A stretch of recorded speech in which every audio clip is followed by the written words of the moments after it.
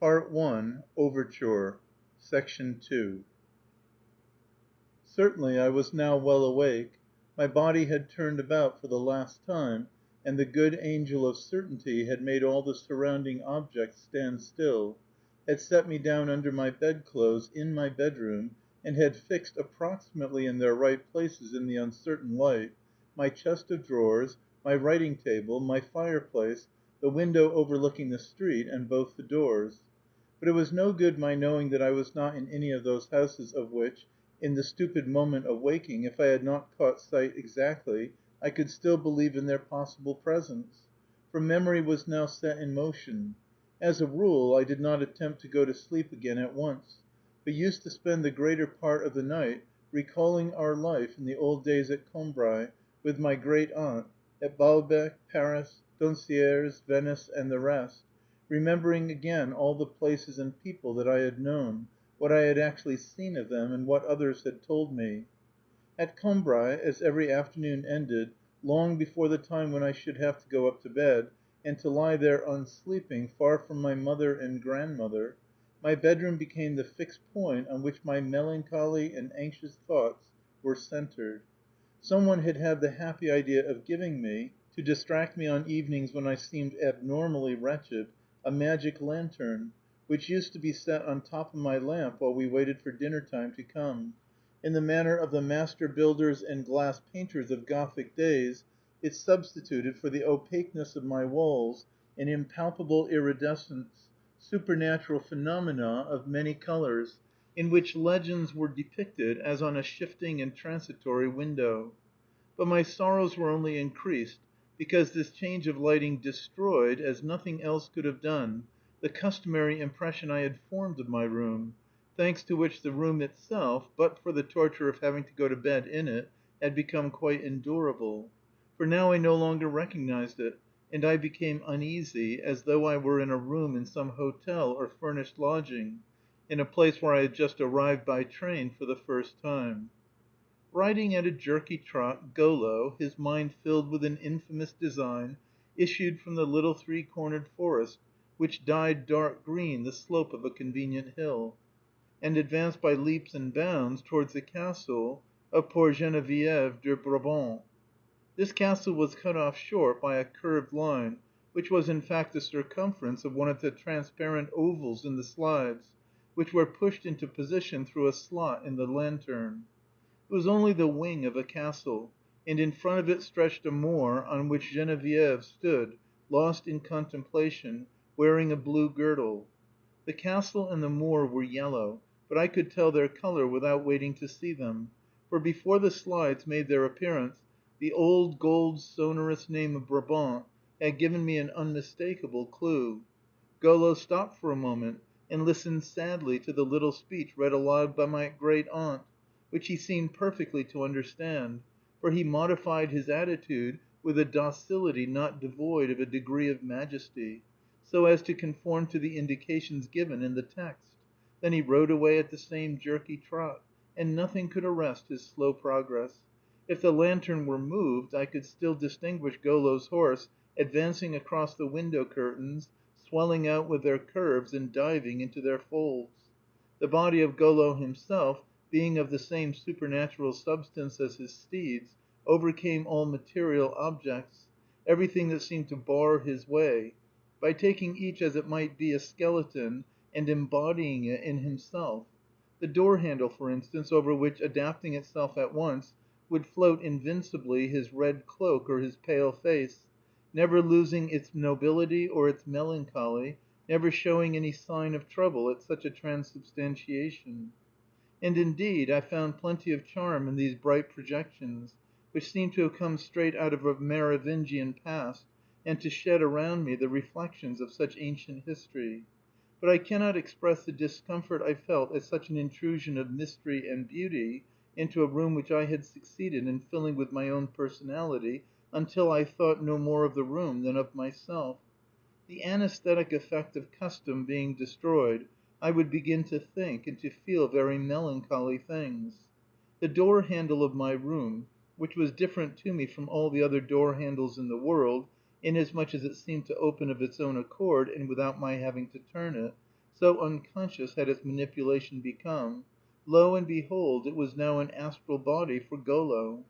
And as soon as the dinner bell rang, I would run down to the dining room, where the big hanging lamp, ignorant of Golo and Bluebeard, but well acquainted with my family and the dish of stewed beef, shed the same light as on every other evening. And I would fall into the arms of my mother, whom the misfortunes of Geneviève de Brabant had made all the dearer to me, just as the crimes of Golo had driven me to a more than ordinarily scrupulous examination of my own conscience. But after dinner, alas, I was soon obliged to leave mamma, who stayed talking with the others, in the garden if it was fine, or in the little parlor where every one took shelter when it was wet.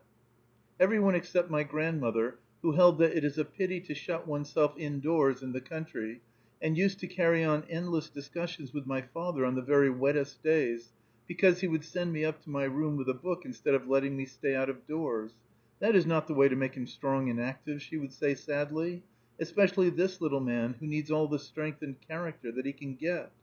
My father would shrug his shoulders and study the barometer, for he took an interest in meteorology, while my mother, keeping very quiet so as not to disturb him, looked at him with tender respect, but not too hard, not wishing to penetrate the mysteries of his superior mind.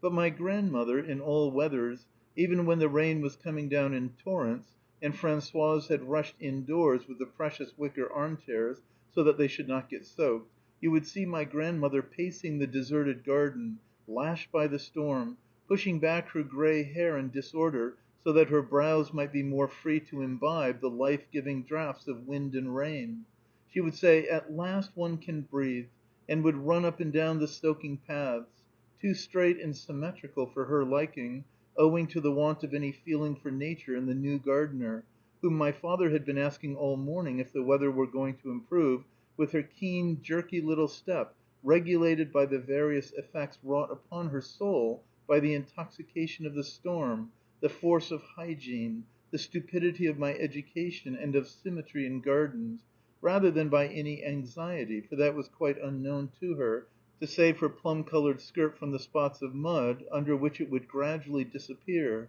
to a depth which always provided her maid with a fresh problem, and filled her with fresh despair.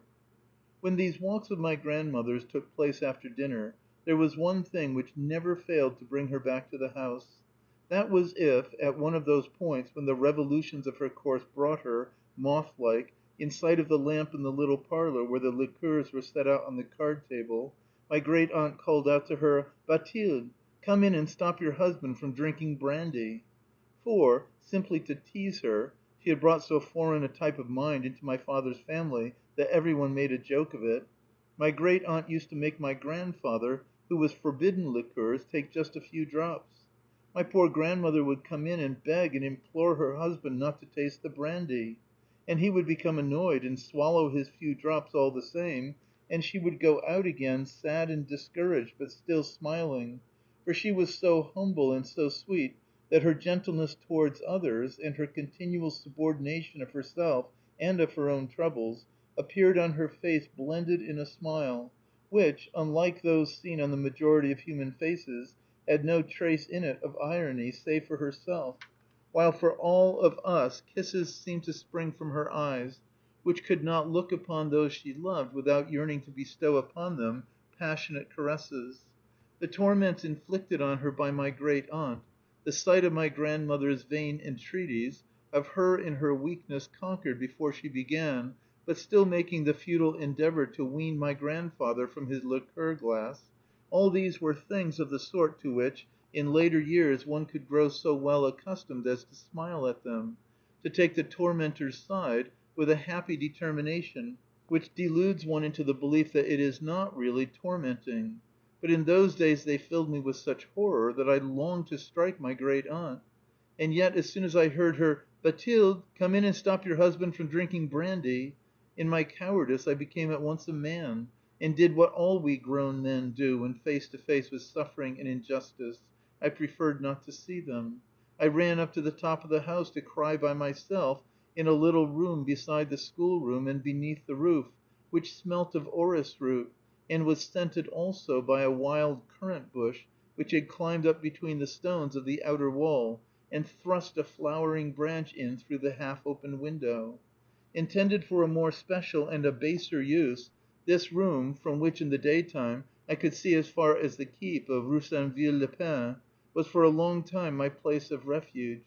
doubtless because it was the only room whose door I was allowed to lock whenever my occupation was such as required an inviolable solitude, reading or dreaming, secret tears, or paroxysms of desire. Alas, I little knew that my own lack of will power, my delicate health, and the consequent uncertainty as to my future weighed far more heavily on my grandmother's mind than any little breach of the rules by her husband, during those endless perambulations, afternoon and evening, in which we used to see passing up and down, obliquely raised towards the heavens, her handsome face with its brown and wrinkled cheeks, which with age had acquired almost the purple hue of tilled fields in autumn, covered, if she were walking abroad, by a half lifted veil, while upon them either the cold or some sad reflection invariably left the drying traces of an involuntary tear.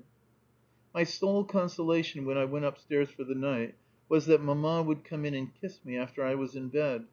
But this good night lasted for so short a time. She went down again so soon that the moment in which I heard her climb the stairs, and then caught the sound of her garden dress of blue muslin, from which hung little tassels of plaited straw, rustling along the double-doored corridor, was for me a moment of the keenest sorrow.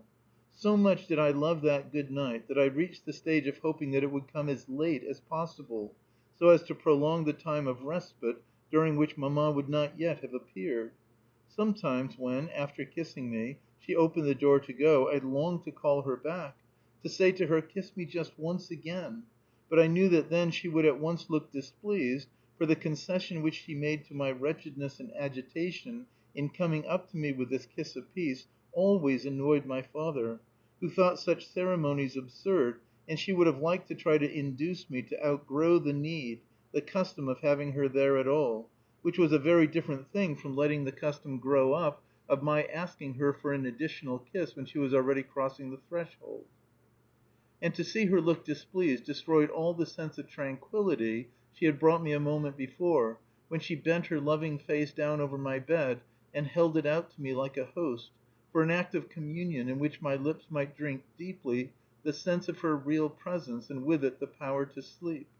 But those evenings on which mamma stayed so short a time in my room were sweet indeed compared to those on which we had guests to dinner, and therefore she did not come at all. Our guests were practically limited to Monsieur Swann, who, apart from a few passing strangers, was almost the only person who ever came to the house at Combray, sometimes to a neighborly dinner, but less frequently since his unfortunate marriage, as my family did not care to receive his wife, and sometimes after dinner, uninvited. On those evenings when, as we sat in front of the house beneath the big chestnut tree, and round the iron table, we heard from the far end of the garden, not the large and noisy rattle which heralded and deafened, as he approached with its ferruginous, interminable, frozen sound, any member of the household who had put it out of action, by coming in without ringing, but the double peal, timid, oval, gilded, of the visitor's bell. Every one would at once exclaim, "A visitor! Who in the world can it be?" But they knew quite well that it could only be Monsieur Swann. My great aunt, speaking in a loud voice, to set an example, in a tone which she endeavored to make sound natural, would tell the others not to whisper so, that nothing could be more unpleasant for a stranger coming in, who would be led to think that people were saying things about him which he was not meant to hear. And then my grandmother would be sent out as a scout, always happy to find an excuse for an additional turn in the garden, which she would utilize to remove surreptitiously as she passed the stakes of a rose tree or two, so as to make the roses look a little more natural, as a mother might run her hand through her boy's hair after the barber had smoothed it down, to make it stick out properly round his head. And there we would all stay, hanging on the words which would fall from my grandmother's lips, when she brought us back her report of the enemy, as though there had been some uncertainty among a vast number of possible invaders, and then, soon after, my grandfather would say, "I can hear Swann's voice." And indeed one could tell him only by his voice, for it was difficult to make out his face, with its arched nose and green eyes, under a high forehead fringed with fair, almost red hair, dressed in the Bresson style, because in the garden we used as little light as possible, so as not to attract mosquitoes, and I would slip away as though not going for anything in particular, to tell them to bring out the syrups, for my grandmother made a great point, thinking it nicer, of their not being allowed to see anything out of the ordinary, which we kept for visitors only. Although a far younger man, Monsieur Swann was very much attached to my grandfather, who had been an intimate friend in his time of Swann's father, an excellent but an eccentric man, in whom the least little thing would, it seemed, often check the flow of his spirits and divert the current of his thoughts. Several times in the course of a year I would hear my grandfather tell at table the story, which never varied, of the behavior of Monsieur Swann the elder upon the death of his wife, by whose bedside he had watched day and night. My grandfather, who had not seen him for a long time, hastened to join him at the Swann's family property on the outskirts of Combray, and managed to entice him for a moment, weeping profusely, out of the death chamber, so that he should not be present when the body was laid in its coffin.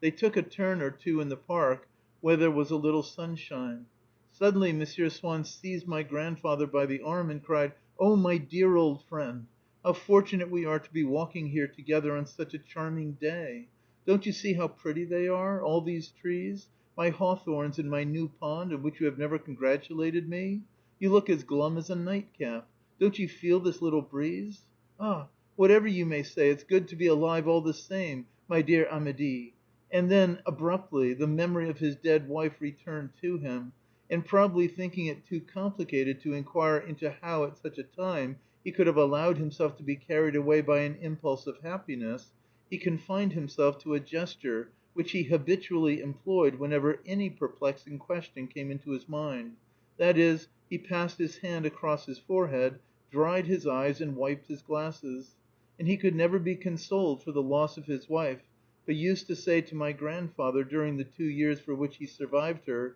"It's a funny thing now. I very often think of my poor wife, but I cannot think of her very much at any one time." "Often, but a little at a time, like poor old Swann," became one of my grandfather's favorite phrases, which he would apply to all kinds of things; and I should have assumed that this father of Swann's had been a monster, if my grandfather, whom I regarded as a better judge than myself, and whose word was my law, and often led me in the long run to pardon offenses which I should have been inclined to condemn, had not gone on to exclaim, "But after all, he had a heart of gold." End of Part One, Section 2.